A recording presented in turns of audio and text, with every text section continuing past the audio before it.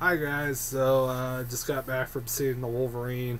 Um, Before I get into my review, I think I should go into my overall thoughts of the X-Men franchise as a whole.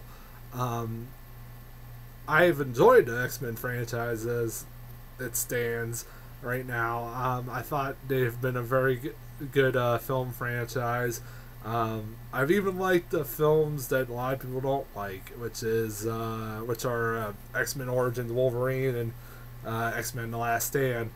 I understand why people don't like them, and that's mainly because of the changes they make from the comic books. But as a person who's not a huge comic book fan, I wasn't as mad as a lot of people were. And honestly, there was a lot of changes that I would have never noticed. I never noticed until people told me about them. And like I said, I just didn't get as mad as people did. I guess I would be more mad if I was a comic book fan. But again, like I said, I would agree that these movies are the weakest of the franchise, and they definitely have flaws from a movie standpoint. But I don't hate them as bad as other people do. And if you do, I'm not judging you. I understand why, but I don't.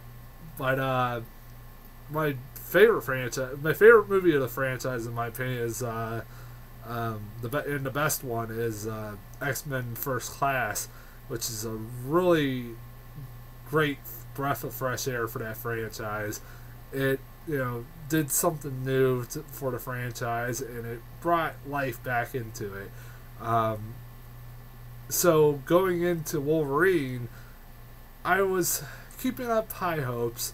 I definitely kept an open mind, even though the trailers weren't very good.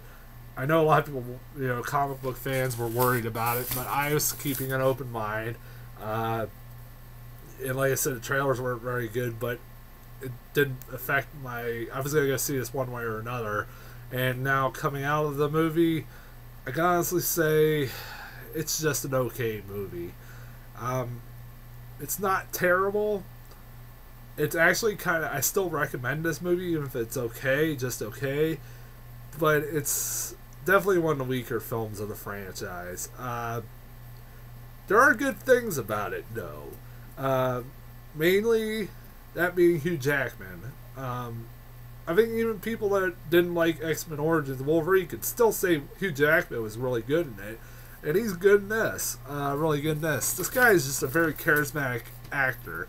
I've liked him in even movies I didn't love, which were, like, a good example is Les Miserables. I didn't love that movie, mainly because I'm not a musical guy, but I loved him in that movie. I thought he was very good, and he deserved that Oscar nomination. I thought he deserved Best Actor, honestly. He probably could have won Best Actor, and I would have been fine. And he's very good in this. He carries this movie, and he had to carry this movie because, honestly, other than him, this is a very unknown cast, full of Japanese actors, basically, who are fine too. I'm not saying the rest of the cast is bad, but they're good. I think they did a good enough job. The main girl who's the love interest in this film, who's the granddaughter of the guy that Wolverine saves at the beginning, is an okay actress. She's a little shoddy at times with her acting, but she's not bad. The only issue I had with the actors is that, and this is going to kind of sound like ignorant and rude, but this is kind of telling the truth. Maybe I'm the only one who noticed this, but because they're Japanese actors, born actors, they have a very thick Japanese accent. And because of that, it kind of becomes hard to understand what they're saying, and their English is a little off sometimes. But it's fine. English was their second language, so I mean it's fine. It's nothing that really hurt the movie. I know it sounds ignorant, and I don't want people to be bitching about it, but I'm just saying what I feel. Maybe I'm the only one. I don't know. I also really liked the story of this movie. I thought it was very good. I liked that this movie made Wolverine even more of a likable character than he already was, in my opinion. That's mainly because he's vulnerable in this movie. Halfway through this movie, he basically becomes mortal again, and because of that, he basically, when he gets shot, he has wounds. He gets, he's hurt and everything else. He gets shot many times in this movie. I don't know how, that was an issue. He gets shot a lot in this at the first half of this movie, and any normal mortal man would have died with a lot of the gunshots. He gets shot a lot, and he still survives, and it is a little bit troublesome, and that's a little bit of not being a little bit of mixed continuity there, but at the same time, it still makes him, he's, in my opinion, most vulnerable he's been in this whole franchise, and because of that, he becomes more relatable and more likable, even though he was already a likable character. He basically becomes, he had the same problem Superman does, which is, he can't die. So how are you supposed to relate to this guy if he can't die? But they kind of changed that in this movie a little bit.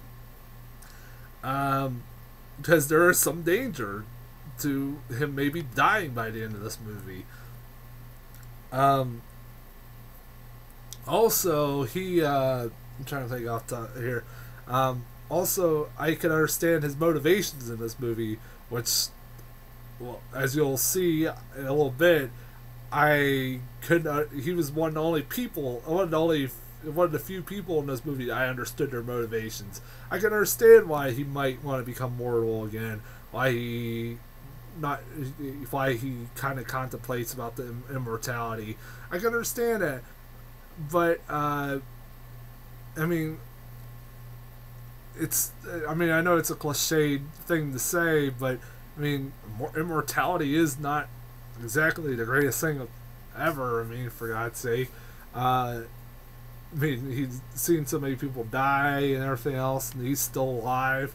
It's a curse, basically. And I can understand why maybe he would want to become, and I honestly think he should have become mortal again, because he kind of turns it down, which is kind of a stupid thing for him to do, but he should kind of, and at the same time, I can understand why he would not want to give away his powers right away or to anybody else, because they would have to live with the curse, and then he'd feel bad for giving them. But at the same time, I'd be like, dude, just kind of give your powers away, dude. You can live a normal life, die happy, maybe live a normal life. But yeah, those are good things, and I don't want to get into the bad things about this movie. First off, I want to say the first half of this movie is very good. I liked it. I was interested. It kept me invested. It went by pretty quickly. The first hour went by pretty quickly, and I was interested in it. But where this movie loses me, and where I have my major complaint about this movie, is the last 30-40 minutes. And that's when they start to reveal all the villains and the actual villains in this movie, and that those reveals are basically done through plot twist. And a lot of my problem with it is that even though you can understand the motivations of some of them, you have a really hard time figuring out why a lot of these characters are doing what they're doing, and because of that, it really kills the last half of the movie for me. It doesn't help that at one point, basically, it's a spoiler alert, so I'm going to go into spoilers.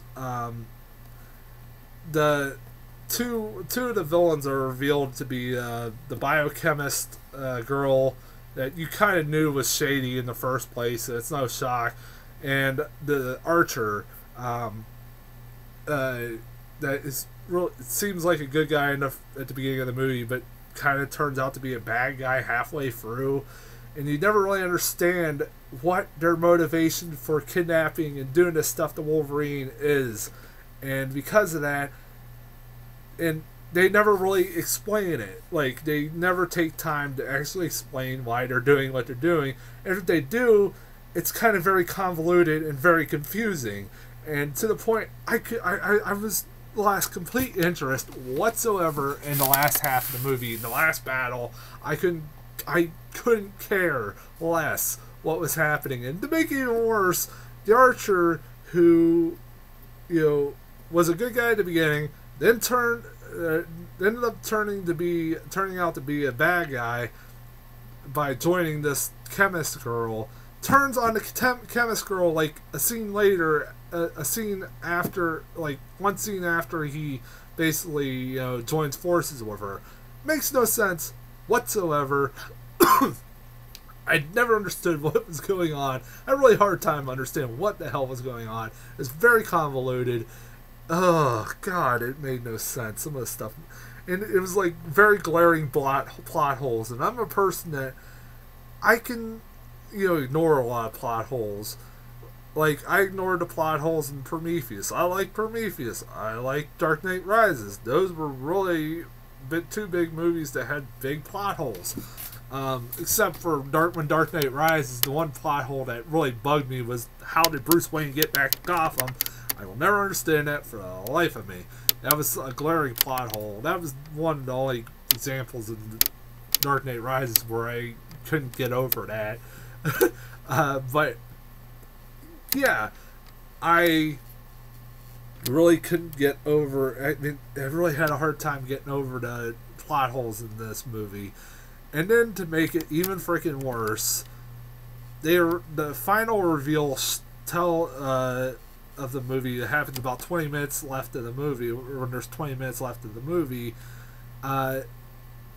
shows who the true mastermind of all this whole plot against Wolverine has been. And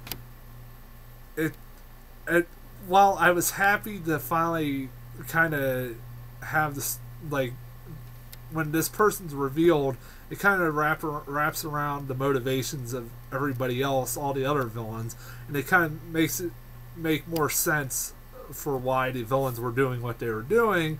But at the same time, I sat there going, why didn't you just reveal that earlier in the fucking movie? And why I say that is because, honestly, this was a twist that I guessed very early in the movie you could see coming. And honestly, I saw this twist coming even in the trailers. If you've seen if you've seen like movies like this, you could probably guess what the twist is, like who the real mastermind behind this is. And if they would have revealed it earlier in the movie, I would have maybe gave more two shits of what was going on. You know, I wouldn't be as confused. Maybe a little bit, but not as much as I was. That kind of pisses me off. And, I mean, yeah, like I said, the last half kind of really killed it for me. Also, CGI in this movie some of it was really laughably bad. 3 good examples. One, the bear at the beginning. That is the biggest freaking bear I've ever seen in my entire life. It was laughably bad, like fake looking. It was pretty bad. It was really cartoony. Also, there was the biochemist lady has like a lizard mutation, and because of that, she has like a little lizard tongue that comes out. It looks like something you'd see out of a cartoon. Literally, it looks like something you'd see out of a cartoon. Doesn't look real. And also, the Silver Samurai. That freaking immense samurai, like silver robotic samurai you see in the trailers. It's bad. It's a bad look. It looks stupid. Honestly, it looks really stupid. It looks like something out of Real Steel. It looks like something. Yeah, it looks like a robot reject from Real, or a rejected robot from Real Steel. It also looks like, doesn't help that it looks like Super Shredder from not Terminator 2, as from Teenage Mutant Ninja Turtles 2. Yeah, those look pretty. There was some bad CGI in this movie, and it just shows how bad CGI is overall. Also, you know what? This movie would have been better if it was rated R.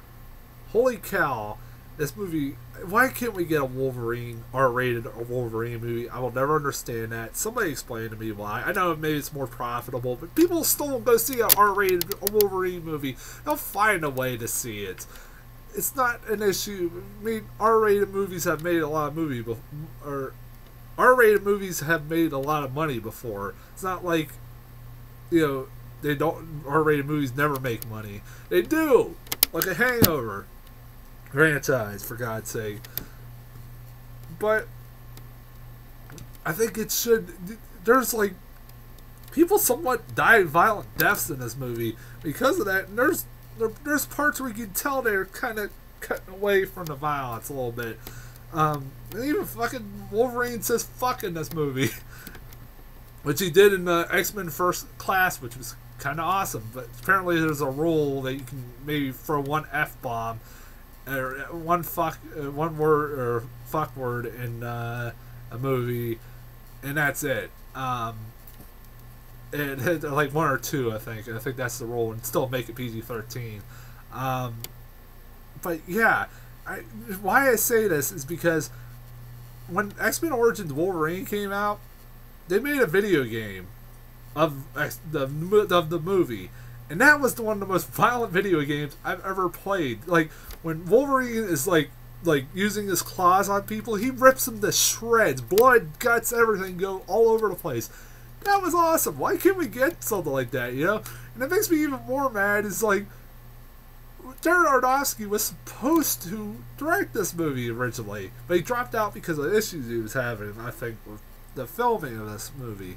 Darren Aronofsky, if you don't know who he is, made The Wrestler, Black Swan, and Requiem for a Dream. So he makes some really hard R films. And I guarantee if he would have directed this would have been an R rating. Definitely. I could not see. It would. I don't think it would have shied away from the violence. There are some really absurd moments too about this movie, like the beginning, where I'm not joking. This reminded me a lot of Nuking the Fridge, where it reminded me of Nuking the Fridge because in Indiana Jones, I'm talking about Nuking the Fridge in Indiana Jones. The beginning reminded me so much of that because there's a scene where Wolverine saves the Japanese guy at the beginning when he's younger, and this is during World War II, and it just happens to be when I believe Hiroshima gets bombed, and they're right next to it, and the bomb drops literally, and the blast is coming their way. Wolverine grabs the guy, throws him down the well, but they do that right when the blast is coming. It was like right next to them, and apparently this guy has no radiation poisoning whatsoever on him. He gets a little scar on his face. That's it. And like Wolverine, when the blast comes towards the well, down the well, he like just holds a metal door over him. I had a really hard time believing that. Even after that, there's no cover over the well, so like the aftermath, of the blast should have killed him. I mean, I'm not a chemist or anything, but I'm pretty sure that would have killed him. Even the aftermath of it, the radiation is got to be insane.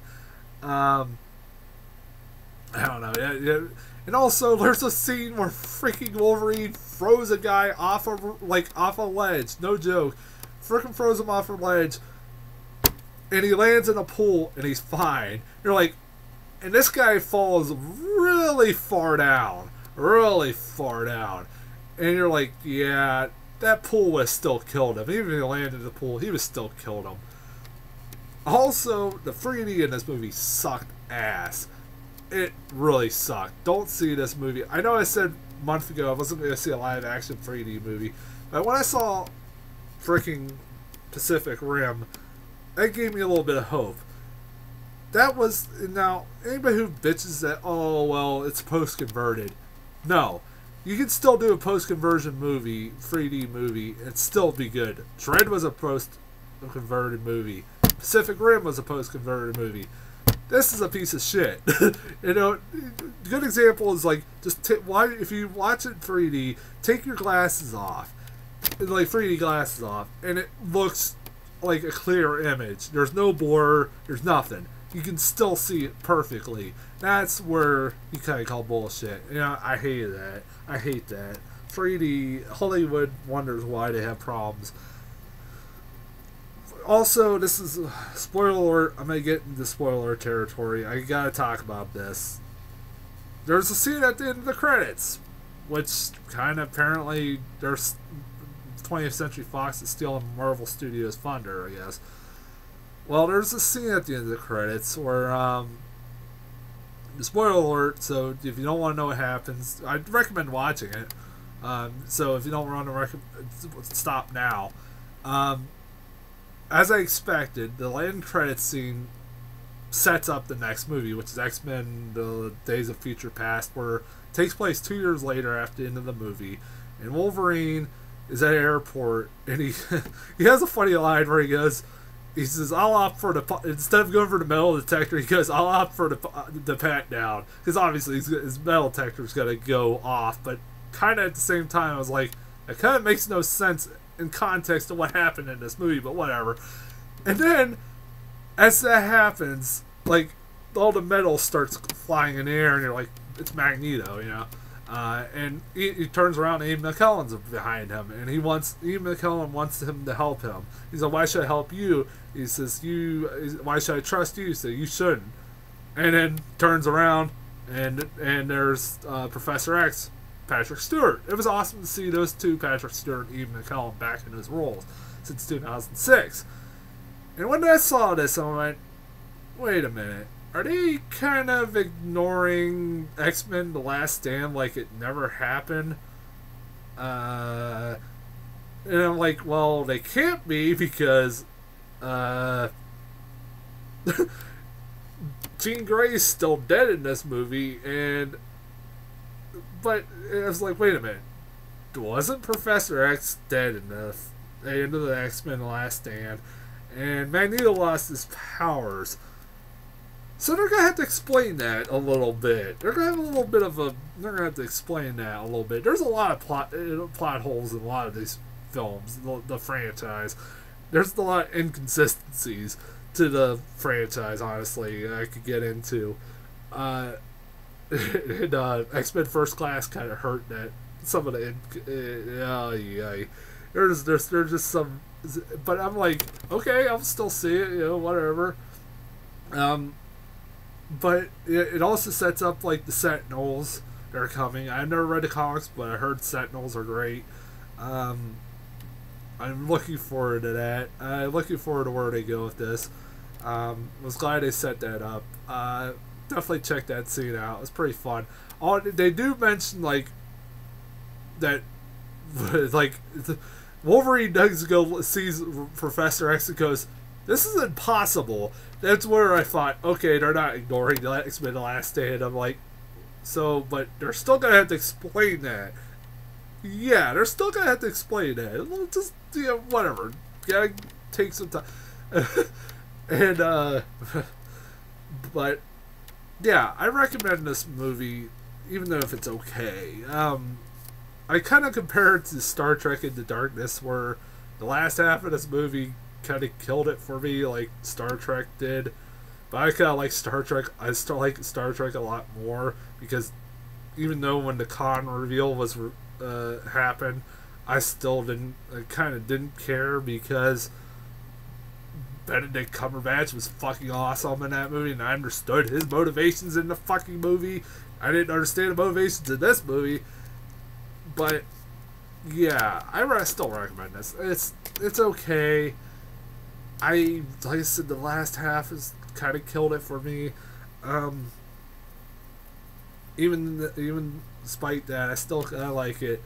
But also, I did get a couple good trailers. I got the new Gravity trailer.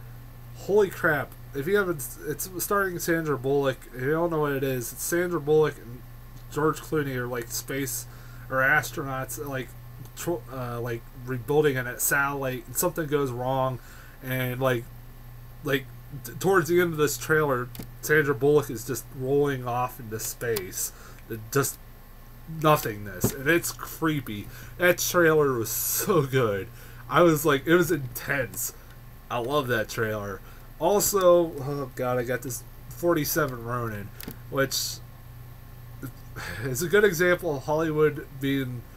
It's a samurai movie with Keanu Reeves, and it looks like shit. And it's had a really bad production, trouble production, and this movie is like $175 million budget. There's no way this movie's gonna make its money back. It's gonna be a huge failure for Hollywood. And they just had a few huge failures. I think Pacific Rim was a huge failure. It wasn't immensely, but it was internationally it did good, but there wasn't a huge failure. Lone Ranger was a huge failure. This is gonna be a huge failure. It's like, yikes. I mean, it kind of had. I said that about World War Z, but World War Z somehow pulled it off. I don't see this. I mean, Keanu Reeves isn't relevant. Samurais aren't relevant. Why are this $175 million budget?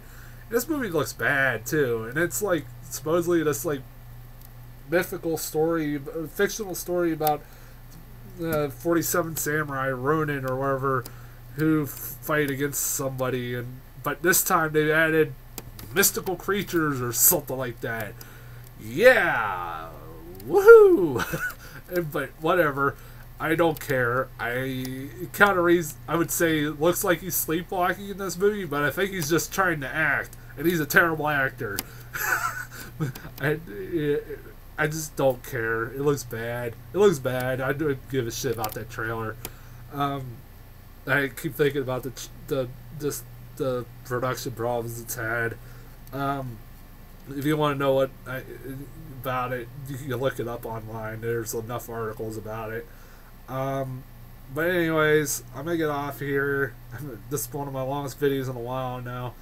I'll be back next week with maybe 2 guns or something else. I'm probably gonna say 2 guns, which hopefully will be good. I'll be back next week with that, and I'll see you guys later.